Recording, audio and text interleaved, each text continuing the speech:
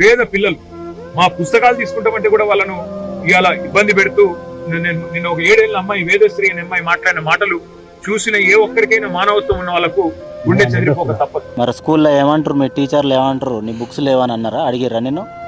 మా టీచర్ వాళ్ళు కాల్ చేసి ఎందుకు స్కూల్ రాలేరు అంటుండ్రు. నువ్వేం చెప్పినావు? నా బుక్స్ అని పోయినా అని చెప్పిన. ఎట్లా పోయినా అని అడిగిందా మీ టీచర్?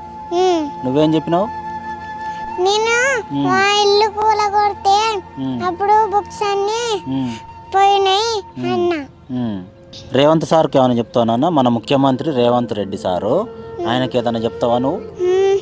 మా బుక్స్ వాటర్ బాటిల్స్ ఏమన్నా పోయినాయో ఆ రేవంత్ రెడ్డి సారు ఏమేమి తీసుకున్నారు అవి మాకు కంపల్సరీ తెప్పియాలి. సరే, అవన్నీ తెచ్చినాక మరి నువ్వు మంచి చదువుకో, సరేనా?